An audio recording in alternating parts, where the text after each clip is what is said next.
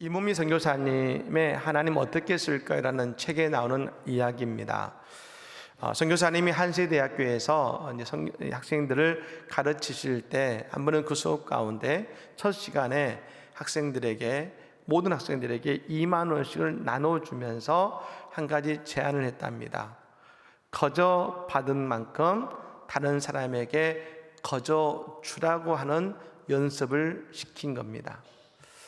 단 거저 주었을 때 원금이 안 돌아오면 돌려줄 필요가 없고, 원금보다 더 많이 돌아오면 원금은 돌려주고 그 나머지는 추가 금액은 자신이 가지라고 한 것입니다. 하나님께 거저 받은 것을 다른 사람들에게 거저 나눠줌으로 하나님이 어떻게 그것을 갚아주시는지를 경험해 보라고 하는 의도가 그 안에 있었던 것입니다. 학기 말이 되자 학생들이 하나님이 그들의 거저 나눔을 얼마나 가치 있게 높이시고 베푸는 습관을 가지도록 어떻게 도우셨는지를 간증했다 합니다. 그 가운데 어떤 학생은 2만 원을 가지고 자기의 돈을 더 보태서 어려운 개척교회를 도왔더니 10배로 돌아왔다는 간증이 있었습니다. 또 어떤 학생은 마침 단기 선교를 떠나는 팀이 있어서 그 돈을 단기 선교팀을 위해 헌금했더니 도왔더니 나중에 그가 단기 선교를 갈 때에 어느 교수님이 그 단기 선교에 필요한 자금을 100% 자신에게 주셨다라는 후원해 주셨다는 간증도 있었습니다.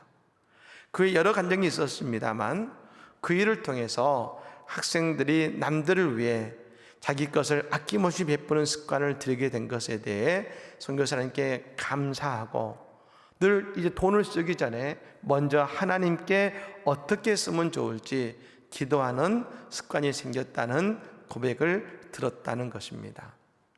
근데 여러분, 실제로 많은 학생들이 어려운 사람 또 그리고 하나님의 귀한 일에 그것을 나누었지만 실제로 학기 말에 선교사님에게 그 원금이 회수된 것은 약 15%밖에 되지 않았다는 것입니다.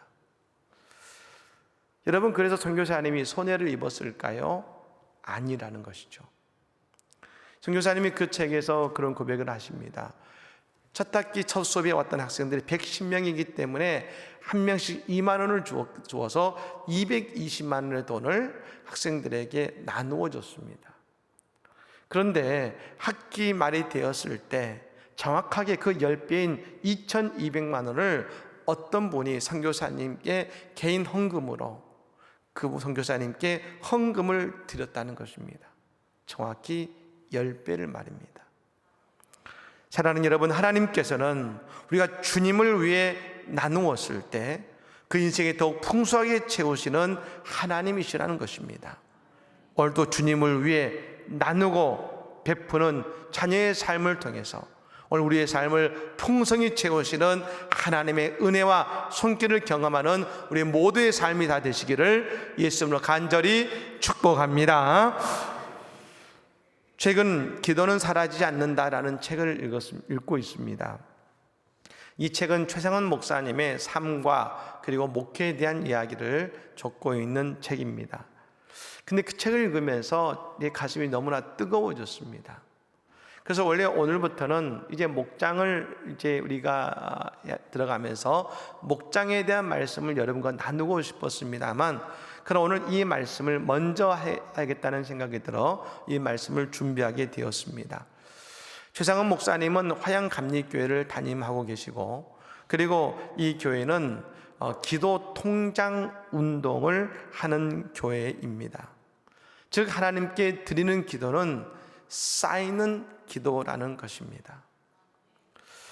오늘 설교를 준비하면서 김양재 목사님의 책을 읽는데요, 거기도 이런 문구가 나왔습니다. 4대째 모태신앙에 누려서 제가 이렇게 사역하는 것은 조상들의 믿음의 기도가 쌓였기 때문이라고 생각합니다.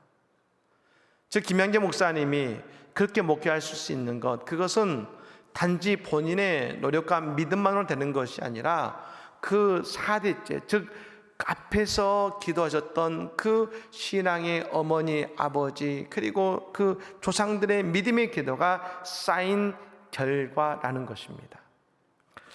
얼마 전 어느 성도님께서 서울에서 사업하는 자녀들이 남들보다 어려운 시기인데 늘 그 일이 잘 풀리자 주변에서 물었다는 겁니다. 도대체 어떤 비결이 있어서 그렇게 일이 잘 풀리느냐 물었을 때 그 자녀가 여러분 대답했다는 것이죠. 내게는 중요한 비결이 있다. 그것이 뭐냐면 우리의 부모님들이 끊임없이 나를 위해 새벽마다 기도하고 계시기 때문입니다 라고 대답했다는 것입니다. 하루도 빠짐없이 새벽에 자녀를 위해 기도하시는 그 기도가 쌓여서 자녀의 인생에 그와 같은 열매가 맺게 되는 것입니다. 사랑하는 여러분, 우리의 기도는 절대 헛되지 않습니다. 우리의 기도는 반드시 응답받고 우리의 기도는 반드시 하나님이 사용하심을 믿으시기를 바랍니다. 오늘 여러분도 내 인생의 고난 앞에서 내가 얼마나 하나님께 기도했는가를 물어야 됩니다. 내 고난의 순간에 나는 하나님께 먼저 기도했는지 내 스스로를 돌아봐야 됩니다. 그래서 어떤 일이든 기도의 습관이 내게 들려지게 된다면 오히려 그 고난의 시간이 오늘 내 인생의 축복의 시간이 되고 그 시간에 들었던 기도가 나의 축복을 주시는 하나님의 축복의 이유가 된다는 것을 우리는 알아야 될 줄로 믿습니다. 오늘 본문에 한나라는 여인이 나옵니다. 한나는 우리가 잘 아는 이스라엘의 위대한 선지자요 마지막 사사였던 사무엘 선지자의 어머니입니다. 그리고 오늘 본문은 사무엘이 어떻게 태어났는지를 우리에게 보여주고 있습니다. 오늘 본문은 우리에게 분명히 보여주는 것은 뭡니까? 사무엘이라는 위대한 선지자는 한나라는 어머니의 기도의 결과라는 것입니다. 한나의 기도로 사무엘이 태어난 것이죠. 한나라는 여인은 어떤 여인입니까? 엘가나라고 하는 에브라임 지파 레위인의 아내입니다. 여러분, 이 엘가나에게는 두 아내가 있었다고 합니다. 분인나와 한나가 있었습니다. 그런데 분인나는 자녀가 있었고 한나는 자녀가 없었습니다.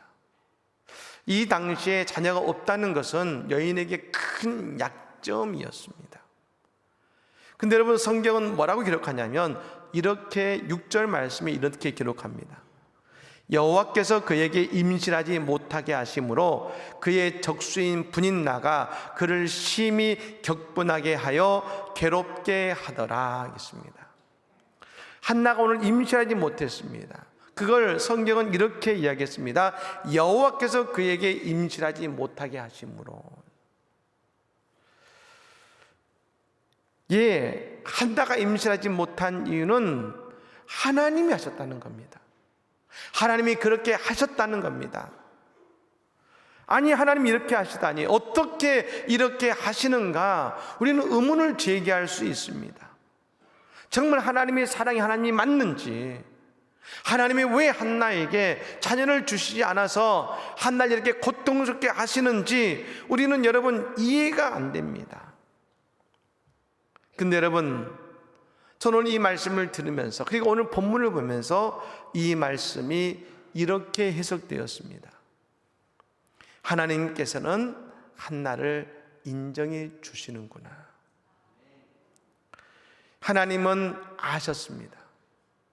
한나가 아이를 갖지 못하면, 한나가 그가 감당할 수 있는 인생의 고난 앞에서 그녀는 원망하기보다 기도할 사람이라는 것을 아셨다는 것입니다. 여러분, 이 시대는 어떤 시대냐면 사사시대입니다. 사사시대에는 어떤 특징이 있는가? 사사시대를 어떻게 정의할 수 있는가? 사사기의 맨 마지막 구절인 사사기 21장 25절의 말씀에 이렇게 이야기합니다. 그때에 이스라엘의 왕이 없으므로 사람이 각자 자기의 소견에 옳은 대로 행하였더라. 여러분, 이 사사시대 특징은 뭡니까? 각기 자기 소견에 옳은 대로 행하니라는 것입니다. 여러분, 이 말씀은 이렇게 정의할 수 있습니다. 그 시대에 하나님께 자기의 문제를 가지고 기도하는 사람이 없더라는 것입니다. 인생에 문제가 있을 때, 인생의 어떤 결정을 할 때 모든 사람들은 기도하지 않고 하나님의 뜻이 아니라 자기 소견에 오른 대로 내 생각에 이게 맞아 라고 모두가 그렇게 판단하고 그렇게 살더라는 것입니다. 그것이 사사시대의 특징이라는 것입니다.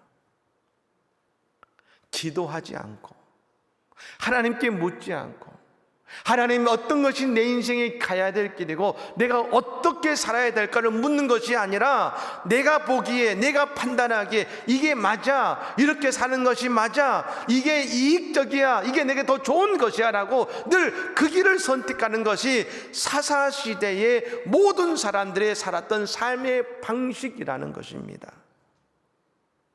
그런데 하나님 보시기에 한나는 인생의 어려움을 당할 때, 고난 당할 때 하나님을 찾고 하나님께 엎드려 기도할 것이라는 것을 아셨습니다. 그래서 하나님께서는 한나에게 고난을 통해 기도하게 하셨습니다.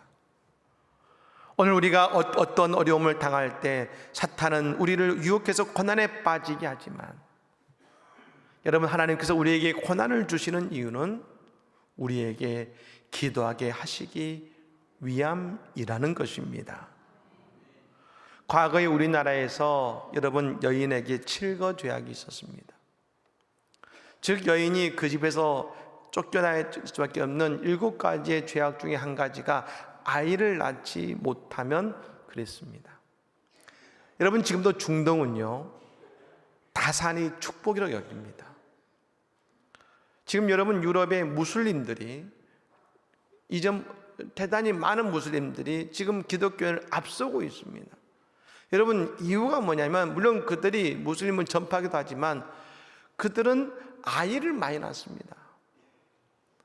기독교인들은 아이를 많이 낳지 않는데 무슬림들은 여러분 아이들을 3명, 4명, 5명까지 낳으니까 말입니다. 그게 왜냐하면 그들이 주시는, 그들이 받은 그 축복을 생각해서 아이를 많이 낳으니 당연히 10년, 20년 지나면 아이를 낳지 않는 기독교인보다 많을 수밖에 없는 것 아니겠습니까? 여러분, 중동은 그렇습니다. 그런데 아이를 낳지 못한다는 것은 이 한나에게 있어서, 아니 그 시대에 있어서 상상할 수 없는 인생의 고난인 것입니다.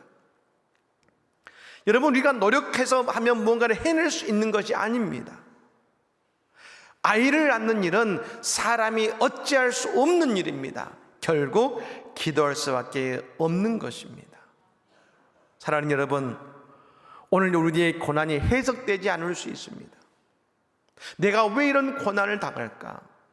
왜 내게는 아이가 없을까? 여러분, 너무나 감당하기 어려운 고난이어서 해석이 안 될 수 있습니다. 근데 여러분, 분명한 한 가지는 있습니다. 그 고난이 해석되지는 않지만 그 시간을 통해 하나님은 우리에게 기도하게 하신다는 것입니다.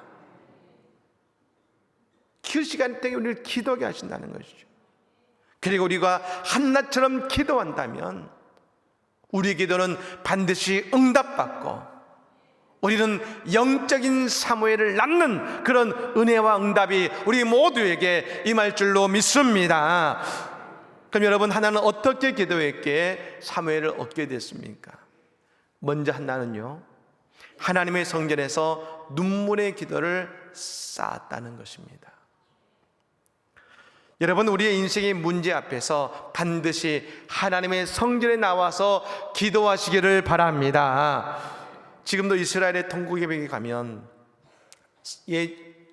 예루살렘 성전에 남아있는 마지막 그것이 그 통곡예배 아니겠습니까? 그것에 가서 수많은 사람들이 늘 기도합니다. 그 통곡예배의 왼쪽은 남자들이 기도하고 오른쪽은 여자들이 기도합니다. 남자는 여러분 그렇게 기도하는데, 이 시대는 어땠냐면 실로에 하나님의 성막이 있었는데 모두 다 성막에 와서 제사 드리고 엄격한 기도문으로 기도했을 뿐이었습니다. 아무도 하나님의 성막에서 그 사사시대에 엎드려 기도하지 않았습니다. 그저 그들도 제사지만 엄격한 기도문으로 그냥 기도하고 그냥 갔을 뿐이었습니다. 근데 여러분, 한나는 성전에 와서 아무도 없는 그곳에서 홀로 눈물로 기도했습니다. 엘리 제사장이 이 한나를 보면서 그가 취한 줄로 생각한지라 성경은 말합니다. 이유가 뭐냐면 엘리 제사장은 그 성전에서 한나와 같이 그 시대에 아무도 하나님 앞에서 눈물로 기도한 사람을 본 적이 없었습니다. 한나가 처음이었습니다. 그러니 그가 볼 때 그 애통하며 눈물로 기도하고 말할 수 없는 탄식으로 기도하는 한나를 보며 그가 취한 줄로 생각한 것입니다. 모두 다 성전은 그저 제사를 지내는 곳이라고 생각했습니다. 하지만 한나는 하나님 앞에 나와 눈물로 기도할 수 있는 사람이었습니다. 여러분, 지금도 랍비들은요, 이스라엘의 유대의 랍비들은 한나의 기도에서 참된 기도, 즉 모든 희생제사를 대신하는 마음의 기도의 모델로 한나의 기도에서 그 모델을 지금도 찾고 있습니다. 그렇습니다. 한나의 기도는 성전에 나와 하나님께 부르짖는 기도였습니다. 사랑하는 여러분, 우리의 기도를 하나님의 성전에 쌓아가시기를 바랍니다. 7절 말씀이 이렇게 얘기하죠. 매년 한나가 여호와의 집에 올라갈 때마다 남편이 그같이 하매 분이 나가 그를 격분시키므로 그가 울고 먹지 아니하니라 했습니다. 한나는 여러분, 이번 한 번 와서 기도한 게 아닙니다. 매년 여호와의 집인 실로에 올라올 때마다 분이 나가 그녀를 격분시키며 기자 울면서 먹지 않았습니다. 이 말은 뭐냐면 한나는 매번 여호와의 성전에 나와서 자기의 안타까운 처지를 분인나와 다투는 것이 아니라 하나님 앞에 엎드려 울며 기도하면서, 매년 기도하면서 자신의 기도를 하나님의 성전에 쌓았다는 것입니다. 어떤 분은 그런 말을 하죠. 목사님, 기도는 어느 곳을 해도 되잖아요. 하나님 내 기도를 어느 곳에서 다 들으시잖아요. 말씀합니다. 맞는 말입니다. 평소에는 그럴 겁니다. 그러나 내 인생에 고난이 닥칠 때 아무 데서도 기도할 수 없을 때가 있습니다. 그때 우리는 하나님의 교회에 와서 기도해야 됩니다. 정말로 우리가 기도하면, 우리가 기도하게 되면 나의 기도의 자리가 얼마나 중요한지 알게 됩니다. 정말 우리가 하나님께 무릎 꿇고 기도하는 인생이 되면 내 기도의 자리가 어디냐가 중요한지 알게 됩니다. 그렇게 하나님의 성전에서 기도하던 한나는 결국 성전에서 하나님의 응답을 듣게 됩니다. 예수님은 저 예루살렘 성전을 이렇게 정의하셨습니다. 내 집은 만민의 기도하는 집이라. 하나님의 성전을 예수님은 이곳은 예배하는 집이라 하지 않으셨습니다. 내 집은 만민의 기도하는 집이라 하셨습니다. 오늘도 나와 같이 풀리지 않는 문제로 고통받고 계십니까? 하나님의 성전에 나와 우리의 기도를 하나님께 싸움을 통해서 하나님의 응답을 경험하는 은혜가 우리 모두에게 마시기를 간절히 축복합니다. 두 번째로, 우리의 기도가 쌓일 때 우리는 하나님께 소원의 기도를 할 수 있게 되는 것입니다. 한나가 기도의 응답을 받는 시간은 오랜 시간이 걸렸습니다. 여러분, 그런데 하나님께서 언제 그녀의 기도에 응답하셨습니까? 그녀의 기도에 응답하실 때가 있었습니다. 우리가 하나님께 우리의 문제를 가지고 오랜 시간 기도하면서 우리의 기도를 쌓을 때, 그리고 우리의 기도가 쌓여서 하나님의 응답이 오게 될 때 우리 터져나오는 기도가 있습니다. 그게 뭐냐면 소원의 기도입니다. 한나가 이렇게 하나님께 소원하며 기도했습니다. 11절 말씀입니다. 소원하여 이르되 만군의 여호와여, 만일 주의 여종의 고통을 돌보시고 나를 기억하사 주의 여종을 잊지 아니하시고 주의 여종에게 아들을 주시면 내가 그의 평생의 길을 여호와께 드리고 삭도를 그의 머리에 대지 아니하겠나이다. 여러분, 오늘 한나가 기도했습니다. 처음에 한나는 뭐라고 기도했을까요? 하나님, 내게 아들 주십시오. 내게 아들 주십시오. 한나는 처음부터 끝까지 하나님께 그렇게 기도할 겁니다. 내게 아들 주셔서 내 이렇게 억울함, 힘듦을 이제는 없게 해주십시오. 이 고통이 사라지게 해주십시오 하는 게 기도였을 것입니다. 그런데 그의 기도가 쌓이고 쌓였을 때, 그 기도가 쌓인 이후에 그는 하나님이 원하시는 기도를 하게 됩니다. 하나님이 왜 한나를 기도하게 하셨습니까? 그 시대를 구원할 사무엘을 주시기 위해 한나에게 기도하게 하셨습니다. 그런데 그가 그 마지막에 하나님께 뭐라 기도합니까? 하나님의 마음을 깨닫고, 하나님, 내게 아들을 주시면 이 아들 하나님께 드리겠습니다. 나시로 드리겠습니다. 이 기도의 주인공이, 소원 기도의 주인공이 사무엘입니다. 하나님께서는 이 시대에 기도할 수 있는 여인인 한나를 주목하셨고, 한나를 기도하는 어머니로 세우고자 하셨습니다. 그리고 그 기도 속에 결국 한나가 하나님께 소원하며 기도하게 하셨습니다.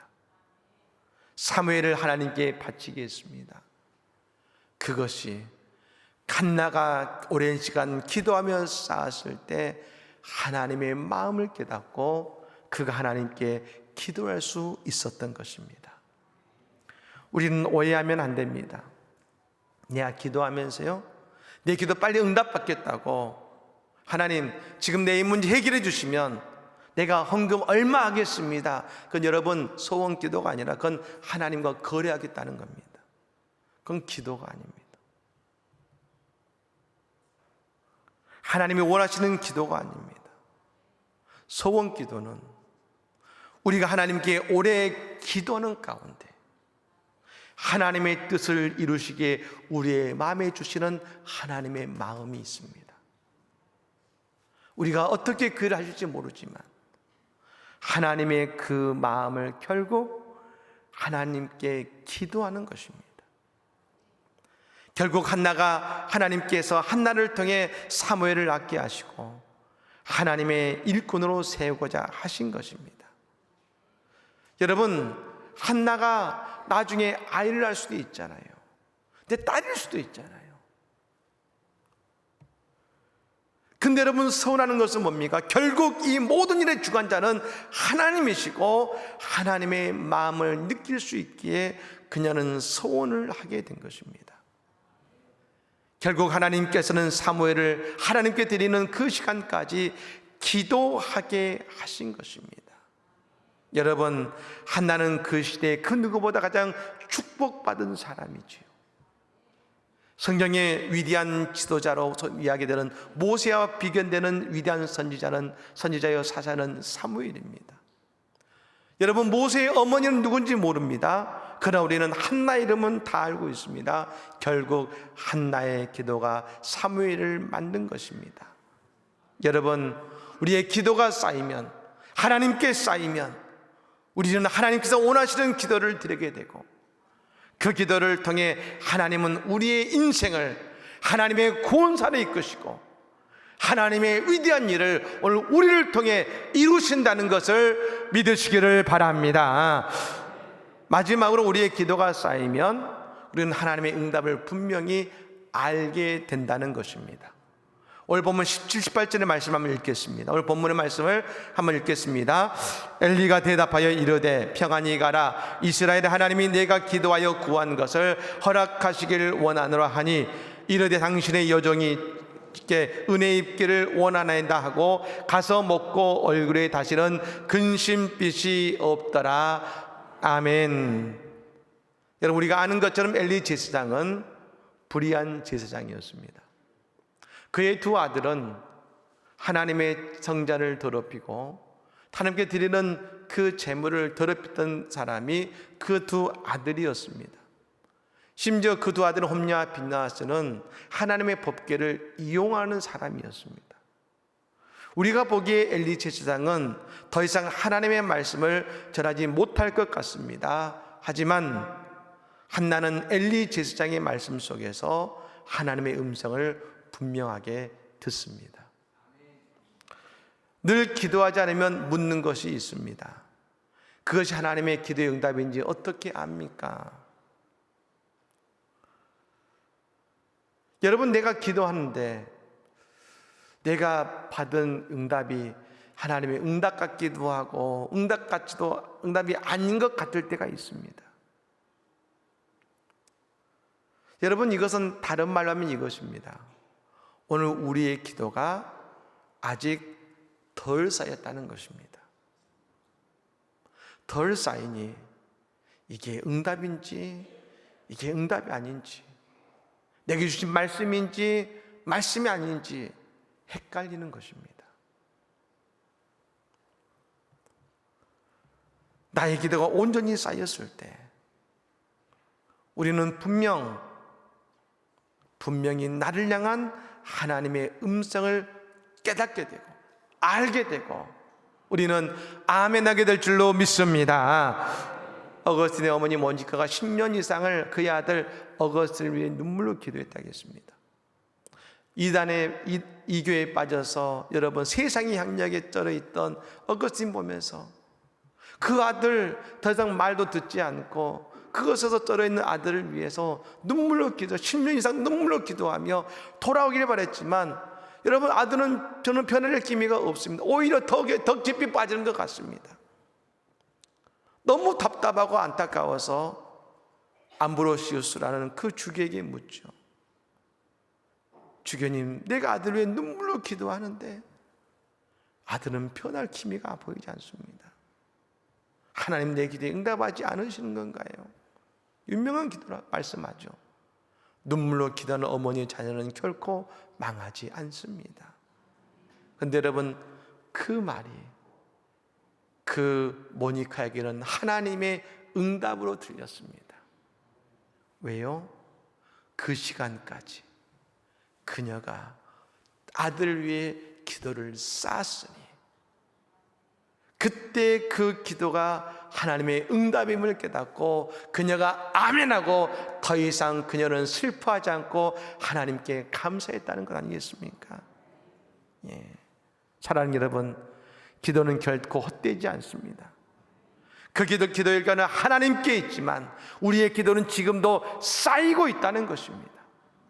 오늘 내 앞에 기도했지만 아무런 응답이 없는 것 같습니까? 아닙니다. 우리의 기도는 쌓이고 있고 그 쌓인 기도는 오늘 우리 인생에 반드시 기도의 응답으로 임하게 될 줄로 믿습니다. 여러분, 우리의 쌓인 기도는 지금 하나님의 계획 속에 있고, 그래서 여러분, 내 자녀와 내 가족들 속에 반드시 응답되어지고 그 기도로 열매는 맺게 되어진다는 것입니다. 내가 아무리 기도해도 내 기도에 하나님은 반응하지 않으십니까? 내가 늘 기도하는데 내 인생에 별다른 변화가 없으십니까? 아닙니다.